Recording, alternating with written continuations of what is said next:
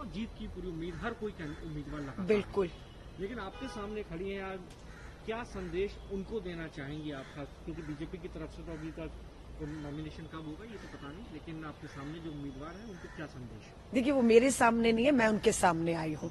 वो पहले से विधायक है, मुख्यमंत्री है वहाँ की। मैं गई हूँ उनके वहाँ पर अपना चांदनी चौक के विकास के मॉडल को लेकर। मैं तो सिर्फ विधायक रही 2015 से 20 तक।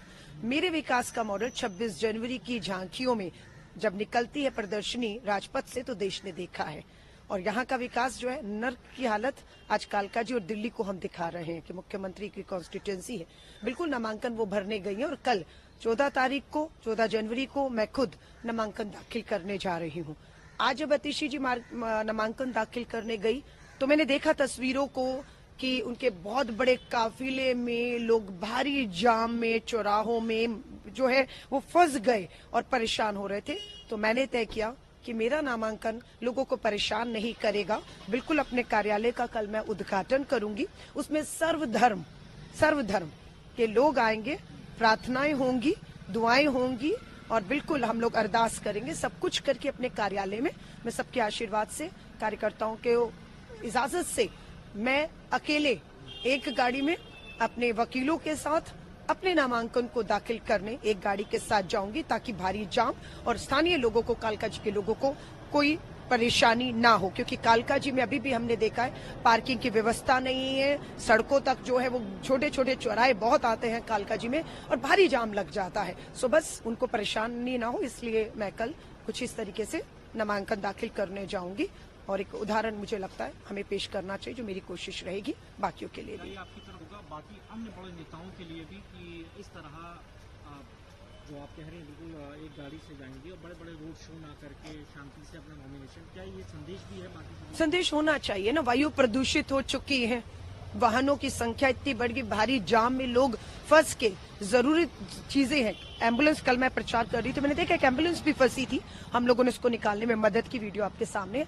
सो मुझे नहीं लगता है कि जब इमरजेंसी सेवाओं की सख्त किसी को जरूरत हो, जान पर बनी हो, फायर ब्रिगेड, एम्बुलेंस और भी बड़े बुजुर्ग घंटों जाम में ना फंसे कालका जी के लोग। इसलिए मैं बहुत साधारण तरीके से, और मुझे लगता है सबको ऐसा ही करना चाहिए। ताकत, धन और बल, मुझे मालूम है आतिशी मरलीना जी को 17 लाख रुपए डोनेशन मिल गया है और मुझे नहीं मालूम कालका जी के लोगों ने अपनी गाड़ी, ईमानदारी की कमाई, टैक्स पे किया और सरकारी खजाने में दिया था विकास के लिए। और वो 2000 करोड़ नशे के भ्रष्टाचार में सरकारी रेवेन्यू खजाने को नुकसान हुआ है। आतिशी मरलीना विधायक है, मुख्यमंत्री लाखों की तनख्वाहें लेती हैं, लेकिन उन्हें फिर चंदे की जरूरत पड़ी। अलका लांबा पूर्व विधायक है और पूर्व विधायक को एक 15,000 रुपए की पेंशन मिलती है, जो मुझे मिल रही है 15,000 रुपए की। लेकिन मैं अपनी ईमानदारी की मेहनत कमाई से, ईमानदारी से चुनाव लड़ूंगी। जनता से पैसा मांगना है तो जनता ऑलरेडी टैक्स पेयर के तौर पर पैसा दे रही है और दिया भी था। जो 33 करोड़ रुपया शीश महल पे खर्च हो गया और शराब नीति पे खर्च हो गया। सो 17 लाख रुपया मैं मानती हूँ ये किसने दिया। आतिशी जी को जरूर खुलासा करना चाहिए उसमें से कालका जी के कितने लोग हैं जिन्होंने आपको दिया। मुझे नहीं लगता कालका जी के लोगों का इस 17 लाख में कोई योगदान है।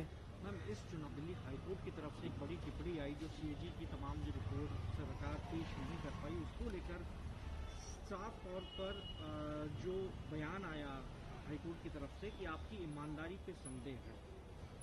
कैसे इस बयान को आप देखेंगे? क्योंकि चुनाव के बीच में सीएजी रिपोर्ट नहीं पेश हो पाई और सीधे आप तो दिल्ली सरकार को ही कह दिया कि आपकी ईमानदारी पर संदेह है। देखिए, मैं वही कह रही हूँ, बहुत अच्छी भी बात है कि बीच चुनाव में जब लोग फैसला लेने जा रहे हैं वो किसी धोखे में ना रहें, उनके सामने सच्चाई पूरी तरह से आनी चाहिए, बेहद जरूरी है। जब सच्चाई नहीं आती है तो लोग धोखे में आ जाते हैं और अपना एक वोट 5 साल के लिए वो किसी गलत पार्टी या उम्मीदवार को चला जाता है। केजरीवाल जी मुख्यमंत्री थे, दोबारा मैं देख रही हूँ उनके इश्तिहार कि वो मुख्यमंत्री होंगे। केजरीवाल जी से एक बात पूछ लीजिएगा, क्या अदालत की पाबंदियां आपसे हट गई हैं?